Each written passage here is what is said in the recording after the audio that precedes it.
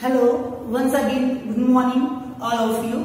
In the pediatric portion, the previous classes we discussing about the various type of the communicable disease in the children. Okay. The next we discussing about the unit number 3rd. ठीक है, जो second class जो paediatric portion का जो unit रहेगा, the unit number 3rd, तो उसका जो हेडिंग रहेगा the care of the new born child. ठीक है, मतलब जो एक जो नया जो न्यूली बर्थ लिया हुआ जो चिल्ड्रंस रहेगा, तो उसकी जो केयर के अंदर कौन कौन सा जो क्राइटेरिया है, फिर कौन कौन से जो इंटरवेंशन या फिर कौन कौन से जो प्रोसेस वगैरह उसके अंदर इंक्लूडेड किए जाते हैं. एक जो न्यू बॉर्न चिल्ड्रंस रहेगा तो उसकी केयर के अंदर कौन कौन से असेसमेंट, कौन कौन से जो केयर वगैरह उसके अंदर एप्लीकेबल की जाएगी एक जो न्यू बॉर्न चिल्ड्रंस के क्राइटेरिया के अंदर. ठीक है, तो उसके जो इंट्रोडक्शन फेज हम डिस्कशन करेंगे. तो जो इंट्रोडक्शन के अंदर द न्यू बॉर्न मतलब जो एक जो न्यू बॉर्न चिल्ड्रंस हम किसको बोल सकते हैं, चाइल्ड एज, मतलब एक जो चिल्ड्रंस रहेगा जिसका एज होता है वो बर्थ के टाइम से लेकर जो 1 मंथ, ठीक है, मतलब 28 डेज तक का जो टाइम पीरियड होता है उस एज के जो चिल्ड्रंस होते हैं उनको हम जो न्यू नेट या फिर जो न्यू बॉर्न चिल्ड्रंस होता है उसके अंदर हम इंक्लूडेड करते हैं. ठीक है, तो न्यू बॉर्न जो चिल्ड्रंस रहेगा और child the age between the 0 to 28 days after birth, मतलब बर्थ के बाद में 0 से लेकर 28 डेज तक का जो चिल्ड्रंस होता है तो उसको हम न्यू बॉर्न के अंदर इंक्लूडेड करते हैं. ठीक है, the various assessment and the interventions are applied according to the need of the child. ठीक है, और इसी जो न्यूबॉर्न चिल्ड्रंस होता है बर्थ होने के बाद में उसी टाइम से ही उस बच्चे की कंडीशन किस वे की है, मतलब उसका जो बर्थ है उस बर्थ होने के बाद उसका जो नॉर्मल क्राइटेरिया रहेगा तो उसका पहले असेसमेंट किया जाएगा. असेसमेंट करने के दौरान यदि उसके अंदर कुछ प्रॉब्लम या फिर कुछ डिफॉर्मिटी उसके अंदर हमको नोटिस की जाती है, ठीक है, या फिर उसका बर्थ होने के बाद में उसका जो ग्रोथ एंड डेवलपमेंट मतलब उसका जो नॉर्मल उसका जो फंक्शन अच्छी तरह से हो रहा है या नहीं, तो उसको आइडेंटिफाई करने के लिए बहुत सारी असेसमेंट उसके अंदर एप्लीकेबल किए जाते हैं. ठीक है, असेसमेंट किया फिर उसके अंदर उसको कुछ हमको फाइंडिंग मिले कि हमको ये नॉर्मल क्राइटेरिया था और ये कुछ अबनॉर्मलिटी हमने उसके अंदर आइडेंटिफाई की, तो उसी को इंटरवेंशन मतलब उसी को वापस हमको सॉल्व करने के लिए बहुत सारे जो प्रोसीजर्स होते हैं वो उसके अंदर हमको एप्लीकेबल करने का जरूरत रहेगा. ठीक है, तो इंटरवेंशन होता है वो एप्लीकेबल करते हैं as according to the need of the child. ठीक है, मतलब जो चिल्ड्रंस की जैसे नीड रहेगी, जैसे उसके बर्थ होने के बाद में जो उसका फिजिकल या फिर जो फंक्शनल जो क्राइटेरिया रहेगा उसके अकॉर्डिंग केयर होती है वो न्यू बॉर्न को दी जाती है. ठीक है, तो इसी के अंदर हम डिस्कशन करेंगे about the heading the new born assessment, मतलब जो न्यू बॉर्न जो बेबी नया जो जन्म लिया हुआ जो बेबी रहेगा तो उसका न्यू बॉर्न केयर होती है वो इसके अंदर या फिर उसके अंदर असेसमेंट किस वे के अंदर हम कर सकते हैं. ठीक है, then next normal new born care. ठीक है, मतलब जो नॉर्मल जो इमीडिएट जो की जाती है, मतलब इमीडिएट जो बर्थ होने के बाद में जो नॉर्मल जो असेसमेंट या फिर जो नॉर्मल न्यू बॉर्न जो केयर की जाती है इंटरमीडिएट जो बर्थ होने के बाद में, या फिर इसके अलावा जो डेली रूटीन या फिर जो एसेंशियल न्यू बॉर्न केयर. ठीक है, मतलब बर्थ होने के बाद में जो डेली रूटीनली उसका जो लाइफ पैटर्न रहेगा 28 डेज तक. ठीक है, तो एसेंशियल या फिर जो अदर जो न्यू बॉर्न जो केयर रहेगी वो उसके अंदर कौन कौन सी दी जाएगी. ठीक है, रूटीनली वे के अंदर, तो उस सब से रिलेटेड हम उसके अंदर डिटेल के अंदर डिस्कशन करेंगे. Okay, so these all about the introduction phase regarding the care of the newborn child. Okay, in the detail we discussing about the first heading, the newborn assessment. ठीक है, तो heading जो newborn care के अंदर हम discussion करेंगे the newborn assessment. ठीक है, मतलब जो न्यूबॉर्न जो बेबी रहेगा तो बर्थ होने के बाद में उसका जो एक सिस्टमेटिक वे से लेकर पूरी बॉडी का इंटरनल और एक्सटर्नल जो बॉडी के जो पार्ट्स रहेंगे या फिर जो फंक्शन रहेगा उसका असेसमेंट होगा वो किया जाता है. ठीक है, आफ्टर द बर्थ. ठीक है, तो वो न्यूबॉर्न असेसमेंट के अंदर हम उसके अंदर डिस्कशन करेंगे. ठीक है, it's introduction phase system of checking, मतलब जो न्यूबॉर्न असेसमेंट रहेगा तो असेसमेंट का मतलब होता है कि आइडेंटिफाई करना या फिर उसका चेकिंग करना एक पूरा सिस्टमेटिक वे के अंदर. ठीक है, तो एक जो सिस्टम रहेगा तो system of checking and the finding out, ठीक है, मतलब एक जो सिस्टम रहेगा जिसको चेकिंग करना और उसके द्वारा हमको फाइंडिंग करना, मतलब उसमें से हमको आइडेंटिफाई करना। क्या आइडेंटिफाई करना? द नॉर्मल और the abnormal state of the new born, ठीक है, मतलब उसके अंदर हमको एक सिस्टमेटिक वे के द्वारा हमको चेक करना या फिर उसके अंदर से हमको फाइंड आउट करना, ठीक है। क्या फाइंड आउट करना? कि बेबी का जो बर्थ होने के बाद है उसका जो क्राइटेरिया नॉर्मल है या अबनॉर्मल है या फिर जो मॉडरेट लेवल का है, ठीक है, या फिर उसके अंदर हमको ऐसा पता लगाना कि उसके अंदर कुछ बेबी का जो इंट्रा यूटेराइन मतलब यूट्रस के अंदर था अब यूट्रस से बाहर आ गया, ठीक है, तो एक्स्ट्रा यूटेराइन लाइफ होती है, मतलब जो एक्स्ट्रा यूटेराइन जो एनवायरमेंट होता है तो उस एनवायरमेंट की लाइफ है वो उसने उसको एडजस्ट हो गया, क्या उसके अंदर उसने उसको एडॉप्ट कर लिया, तो ठीक है, तो उन सबका जो क्राइटेरिया रहेगा उसको आइडेंटिफाई करने के लिए बर्थ के बाद में असेसमेंट किया जाएगा। उस असेसमेंट को न्यू बॉर्न असेसमेंट के अंदर इंक्लूडेड किया जाता है, ठीक है। The next, the assessment types if the newborn birth at the institutional delivery, ठीक है, मतलब जो असेसमेंट रहेगा उसको सब टाइप्स के अंदर डिवीजन किया गया है, ठीक है। जब बेबी रहेगा उसका जो बर्थ है यदि वो किसी हेल्थ केयर इंस्टीट्यूट मतलब कोई पीडियाट्रिक हॉस्पिटल के अंदर या फिर जो गायनेकोलॉजी हॉस्पिटल के अंदर यदि उसका बेबी का बर्थ हुआ है, ठीक है, तो हॉस्पिटल के अंदर यदि उसका बर्थ होता है तो उसका जो असेसमेंट रहेगा वो 3 टाइप के अंदर या फिर जो 3 स्टेजेस के अंदर किया जाता है, ठीक है। तो उसका जो फर्स्ट असेसमेंट, सेकेंड असेसमेंट या फिर जो थर्ड असेसमेंट, ठीक है, तो 3 क्राइटेरिया के अंदर उसको सब डिवाइड किया गया है, ठीक है। तो बेबी का जो फर्स्ट असेसमेंट किया जाएगा under 24 hours of the birth और the next day of the birth, मतलब जो उसका जो फर्स्ट असेसमेंट किया जाएगा बेबी का वो एक दिन मतलब 24 आवर्स के अंदर या फिर जो बर्थ हुआ है उसके दूसरे दिन के अंदर उसका जो असेसमेंट होगा वो किया जाता है, ठीक है, तो वो फर्स्ट असेसमेंट किया जाएगा, ठीक है। देन नेक्स्ट सेकेंड असेसमेंट रहेगा आफ्टर द 2 वीक्स लेटर, ठीक है, मतलब बर्थ होने के बाद में 2 हफ्ते हो जाएंगे, मतलब जो 14 डेज के बाद में बर्थ हो गया तो उस बर्थ होने से लेकर जो 2 वीक्स का टाइम हो जाएगा बेबी का और उसके बाद में जो असेसमेंट किया जाएगा वो स्टेज सेकेंड का असेसमेंट के अंदर इंक्लूडेड किया जाएगा, ठीक है।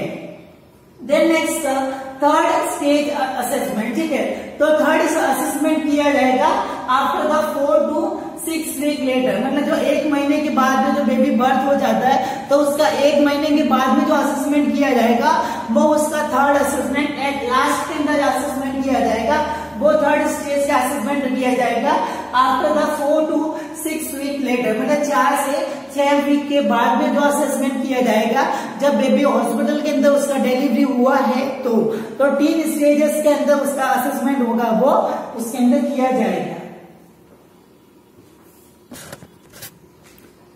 देन नेक्स्ट द असेसमेंट के जो टाइप रहेंगे if the child birth at the home delivery, ठीक है, मीन्स जो बेबी रहेगा उसका हमको ऑनलाइन हमका बुकिंग करवाया और ऑनलाइन बुकिंग करवाने के बाद में उसका होम डिलीवरी होता है, ठीक है। हाँ, तो बिल्कुल ऐसा नहीं होता है। जब बेबी रहेगा इसका मतलब ऐसा रहेगा कि यदि बेबी रहेगा उसका जो डिलीवरी रहेगा मतलब वो बेबी का बर्थ रहेगा वो किसी हॉस्पिटल के अंदर नहीं हुआ है और वो उसका बेबी का बर्थ है वो लोकल दाई के द्वारा यदि घर के अंदर ही उसके अंदर उसका बर्थ हुआ है, ठीक है, तो घर के अंदर ही उसका बर्थ हुआ है तो उसका जो असेसमेंट किया जाएगा उसका जो क्राइटेरिया रहेगा सेम 3 स्टेजेस के अंदर असेसमेंट किया जाएगा, ठीक है। तो उसके अंदर जो फर्स्ट असेसमेंट किया जाएगा at the 3 days of the birth, ठीक है, मतलब जो फर्स्ट असेसमेंट किया जाएगा वो बर्थ होने के 3 दिन के बाद में उसके अंदर असेसमेंट किया जाएगा, ठीक है।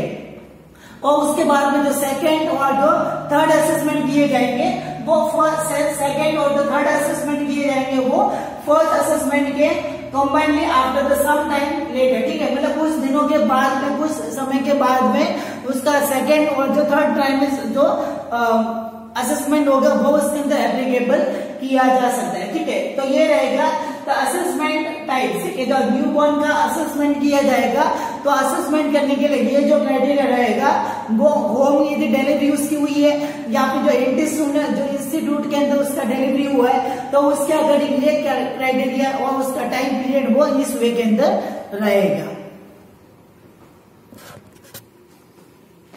देन नेक्स्ट न्यूबॉर्न केयर का असेसमेंट किया जाएगा। तो उसके अंदर फर्स्ट न्यूबॉर्न असेसमेंट के अंदर टाइप रहेगा द इनिशियल असेसमेंट, ठीक है। तो वर्ड इनिशियल का मतलब होता है कि स्टार्टिंग के अंदर या फिर जो फर्स्ट जो असेसमेंट किया जाएगा या फिर जो अर्ली स्टेज के अंदर, मतलब बहुत ही जल्दी ही किया जाने वाला या फिर जो फर्स्ट जो असेसमेंट किया जाएगा, ठीक है। तो उस टाइप का जो असेसमेंट रहेगा उस टाइप का असेसमेंट को हम इनिशियल असेसमेंट के नाम से जाना जाता है, ठीक है। यदि बेबी का बर्थ हो गया है, अब बर्थ होने के बाद में तो सबसे पहले या फिर जो अर्ली स्टेज के अंदर फर्स्ट ऑफ ऑल जो किया जाने वाला जो असेसमेंट रहेगा उसी को हम इनिशियल असेसमेंट के नाम से जाना जाता है, ठीक है।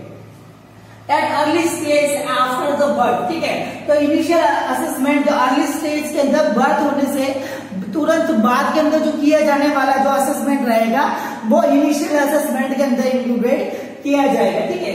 तो उसके अंदर को क्या क्या जो असेसमेंट होता है वो करने का जरूरत रहता है, ठीक है।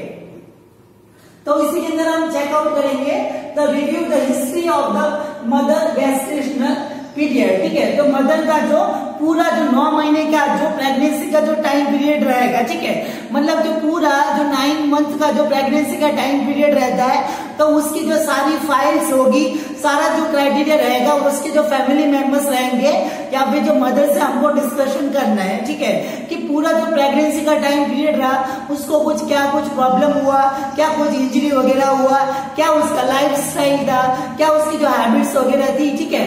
तो सारी जो प्रॉब्लम्स वगैरह सारा जो इंफॉर्मेशन होता है वो हमको उसके अंदर डिस्कशन करने का जरूरत रहेगा, ठीक है।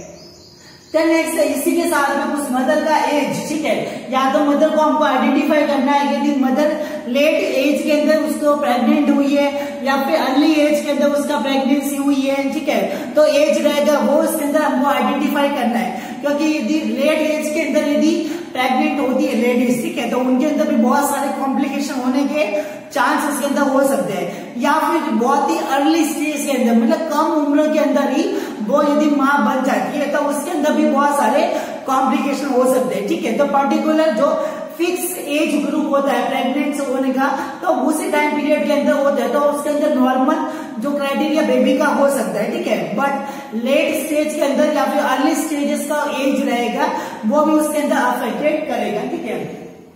Then next any chronic disease, ठीक है, मदर को डिस्कस किया जाएगा कि क्या पता प्रेग्नेंट होने से पहले आपको कुछ बीमारी थी, क्या आपको कोई मेडिकेशन कोर्स चल रहा था, क्या डायग्नोस्टिक इवेल्युएशन आपके ऊपर एक्सरे वगैरह सीटी स्कैन एमआरआई वगैरह की जा रही थी, क्या भाई आपको कुछ लंबे समय से कोई बीमारी तो नहीं थी, तो ये सब उसको डिस्कशन करना है, ठीक है। The next previous pregnancy complication, ठीक है। इसके अलावा जो प्रीवियस प्रेगनेंसी मतलब रेडी यदि दूसरी बार यदि प्रेग्नेंट हुई है तो इससे पहले हमको उसको पूछना है क्या इससे पहले आपकी प्रेगनेंसी जो डिलीवरी हुई थी क्या उसके अंदर कुछ कॉम्प्लिकेशन हुए थे, क्या आपको कुछ डिफिकल्टी उसके अंदर हुई थी, क्या आपको कुछ उसके अंदर नुकसान वगैरह हुआ था। तो ये सब क्राइटेरिया हमको किसी न किसी प्रॉब्लम को इंडिकेट करेगा, ठीक है। तो इसके लिए हमको इंफॉर्मेशन होगी वो अच्छी तरह से हमारे पास में हो सकती है, ठीक है।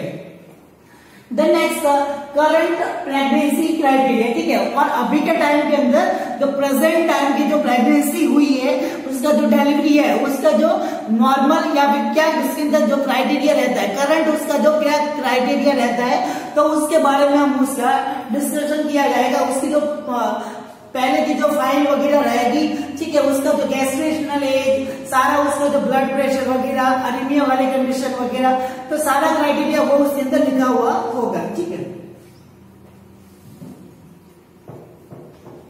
Then next the criteria of the labour time, ठीक है। तो लेबर टाइम का मतलब क्या, प्रेगनेंसी का टाइम पीरियड पूरा हो गया तो लेबर होता है मतलब उसको बेबी का डिलीवरी होता है।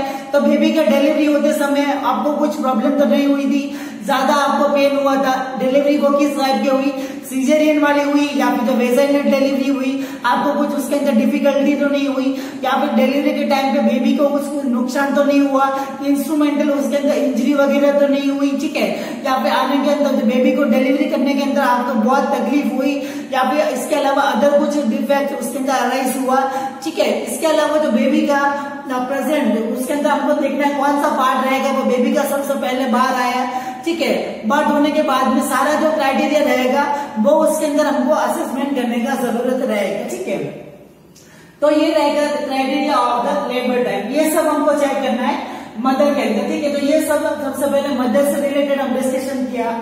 उसके बाद में चिल्ड्रंस के अंदर, क्योंकि स्टार्टिंग इधर चिल्ड्रंस के अंदर हमको क्या देखने का जरूरत रहेगा। ठीक है, तो चिल्ड्रंस का अंदर हमको assessment the child respiration initiation. ठीक है, तो सबसे पहले बर्थ होने के बाद में बेबी होता है, वो हमको उसको लेके हम उल्टा करते हैं। ठीक है, और उसके ऊपर फ्लैप मतलब उसके अंदर थप्पड़ वगैरह लगा दे। ठीक है, इससे क्या होगा कि स्टिमुलेशन उसको मिलेगा, और स्टिमुलेशन मिलेगा इसके वजह से जो रेस्पिरेटरी जो ऑर्गन्स जो लंग्स होते हैं या फिर जो एयरवे होता है वो उसका काम करने लग जाता है। तो उसके बाद में ऑक्सीजन या फिर उसका जो रेस्पिरेशन प्रोसेस होगा वो उसके अंदर डेवलप हो जाए, तो बाहर के एनवायरमेंट के अंदर वो एडजस्ट हो सकता है। ठीक है, then next assessment of the gross congenital abnormality. ठीक है, और इसके अलावा दो और इसके अंदर असेसमेंट हम कर सकते हैं ग्रॉस कंजेनिटल अबनॉर्मलिटी। ठीक है, ग्रॉस का मतलब रहेगा कि डायरेक्ट हम आंखों के द्वारा डायरेक्टली हम जो ऐसे टाइप की जो कंजेनिटल डिफॉर्मिटी उस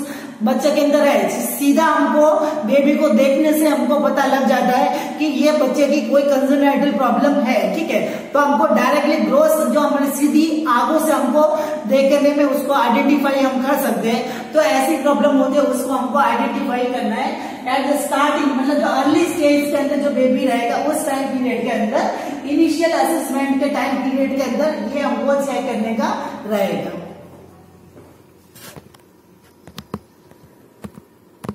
ओके, द नेक्स्ट तो सेकंड टाइप रहेगा, तो फर्स्ट जो स्टार्टिंग के अंदर जो असेसमेंट किया जाएगा at the early stage after the birth. ठीक है, मतलब बर्थ होने के बाद में जो अर्ली स्टेज के अंदर जो तुरंत जो असेसमेंट किया जाएगा वो इनिशियल असेसमेंट के अंदर इंक्लूडेड किया जाएगा। ठीक है, then next after some time मतलब बर्थ होने के बाद में कुछ इंटरवल के बाद में जो असेसमेंट किया जाएगा वो लेट असेसमेंट के अंदर इंक्लूडेड किया जाएगा। ठीक है, और उसके अंदर जो अब्गा स्कोरिंग एंड फिजिकल एग्जामिनेशन होता वो क्राइटेरिया असेसमेंट का उसके अंदर एप्लीकेबल किया जाएगा। ठीक है, तो इसी के अंदर जो आफ्टर इनिशियल असेसमेंट लेटर। ठीक है, जो आफ्टर जो इनिशियल असेसमेंट किया जाएगा, जो इनिशियल असेसमेंट होने के बाद का जो असेसमेंट किया जाएगा वो अब्गा स्कोरिंग एंड फिजिकल एग्जामिनेशन के अंदर इंक्लूडेड किया जाता है। ठीक है, तो उसी के अंदर डिस्कस करेंगे अबाउट द अब्गा स्कोरिंग। ठीक है, the Apgar scoring is applied to child assess the status of the child under the extra uterine environment. ठीक है, मीन्स जो अब्गा स्कोरिंग रहेगा एक टाइप का एक सिस्टम रहेगा। ठीक है, अप्लाइड मतलब एक स्कोरिंग सिस्टम रहेगा। ठीक है, जिसके द्वारा जो एक जो इंडिविजुअल जो बेबी रहेगा तो वो बेबी वो इंट्रा यूटेरिन लाइफ से वापस जो एक्स्ट्रा यूटेरिन लाइफ के अंदर आता है। ठीक है, तो वो इस एक्स्ट्रा यूटेरिन एनवायरनमेंट के अंदर वो एडजस्ट हो गया है या नहीं। ठीक है, तो वो एडजस्ट हुआ है या नहीं, तो उसका आइडेंटिफाई करने के लिए एक स्कोरिंग सिस्टम होता है। ठीक है, मतलब एक स्कोरिंग का जो सिस्टम होता है उस सिस्टम के द्वारा उसका स्कोरिंग के द्वारा बेबी को पता लगाया जा सकता है कि वो डिस्ट्रेस वाली कंडीशन के अंदर है या फिर जो नॉर्मल उसका एडॉप्टेशन वो एक्स्ट्रा यूटेरिन लाइफ के अंदर हो गया है। ठीक है, scoring system discovered by the doctor Virginia Apgar in the 1952। ठीक है, मीन्स जो अब्गार स्कोरिंग रहेगा एक तो स्कोरिंग सिस्टम रहेगा जो डिस्कवर किया गया था, मतलब जो अब्गार स्कोरिंग है उसको डिस्कवर करने वाले थे तो डॉक्टर वर्जीनिया अब्गार। ठीक है, तो वर्जीनिया अब्गार नाम का जो एक जो डॉक्टर था उसके द्वारा ये डिस्कवर किया गया। ठीक है, इन द 1952 जो 1952 का टाइम पीरियड था उस टाइम पीरियड के अंदर ये स्कोरिंग सिस्टम आइडेंटिफाई किया जिसके द्वारा बेबी का जो एक्स्ट्रा यूटेरिन लाइफ के अंदर अडॉप्ट हुआ है या नहीं हुआ। ठीक है, तो उस स्टेटस को आइडेंटिफाई करने के लिए स्कोरिंग सिस्टम होता है वो अप्लाई किया गया। ठीक है, Then next, on the basis of the 2 time interval scoring, the test is applied on the child. ठीक है, मतलब जो स्कोरिंग सिस्टम रहेगा वो उस बेबी के अंदर जो 2 टाइम इंटरवल मतलब जो 2 टाइम पीरियड के अंदर उसका असेसमेंट किया जाता है। ठीक है, मतलब जो अब्गारिंग स्कोरिंग की जाएगी बेबी के ऊपर वो 2 टाइम के अंदर की जाएगी। ठीक है, मतलब कुछ टाइम पीरियड इंटरवल के बाद में 2 टाइम उसका असेसमेंट होगा, वो अब्गर स्कोरिंग के ऊपर अप्लाई किया जाता है। ठीक है, तो फर्स्ट जो असेसमेंट किया जाएगा अब्गर स्कोरिंग का at the first 1 minute later of the birth, मतलब 1 मिनट बर्थ होने के 1 मिनट के बाद के अंदर जो फर्स्ट असेसमेंट किया जाएगा वो अब्गर स्कोरिंग का रहेगा 1 मिनट के बाद में, और जो सेकंड जो अब्गर स्कोरिंग की जाएगी आफ्टर द 5 मिनट। ठीक है, मतलब बर्थ होने के 5 मिनट के बाद के अंदर किया जाएगा, वो सेकंड अब्गर स्कोरिंग का रिजल्ट रहेगा। ठीक है,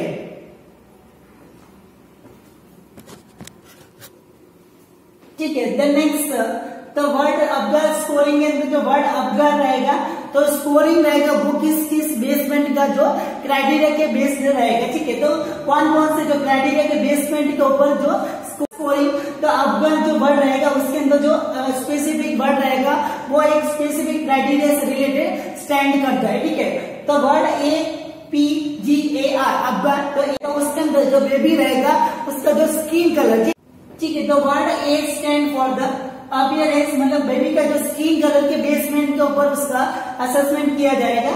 तो word P stand for the pulse and the heart rate, then G word stand for the grimace. ठीक है, तो ग्रीमिस का मीन्स रहेगा उसके जो नर्वस सिस्टम रहेगा। ठीक है, जो नर्वस सिस्टम के जो नर्व्स के जो रेस्पॉन्स वगैरह रहते हैं। ठीक है, तो नर्वस सिस्टम यदि अच्छी तरह से वो फंक्शनिंग कर रहा है, ठीक है, तो रिफ्लेक्सेस रेस्पॉन्स रहेंगे वो उसके अंदर असेसमेंट किया जाएगा और उसका स्कोरिंग होगा उसके अंदर अप्लाई किया जाएगा। ठीक है, then next A stand for the activity. ठीक है, मतलब जो बेबी का एक्टिविटी किया जाएगा, अभी एक्टिविटी करने के लिए जो मस्कुलोस्केलेटल जो सिस्टम है, ठीक है, तो मस्कुलोस्केलेटल सिस्टम वो उसके अंदर अच्छी तरह से मैच्योर हुआ है या नहीं हुआ। ठीक है, तो उसके अंदर मसल टोन के द्वारा उसका असेसमेंट किया जा सकता है। ठीक है, Then next R stand for the respiratory efforts। ठीक है, तो respiratory efforts का मीन्स उसका रेस्पिरेटरी ऑर्गन्स उसके अंदर किस वे के अंदर मेजर हुए। ठीक है, तो उसका असेसमेंट करने के लिए जो रेस्पिरेशन पैटर्न को आइडेंटिफाई करने के लिए जो रेस्पिरेटरी एफर्ट्स होंगे वो उसके अंदर आइडेंटिफाई किए जाएंगे। ठीक है, दूसरा इसका जो डिटेल या उसका जो असेसमेंट का क्राइटेरिया रहेगा वो नेक्स्ट क्लास के अंदर डिस्कस किया जाएगा। ठीक है, थैंक यू सो मच।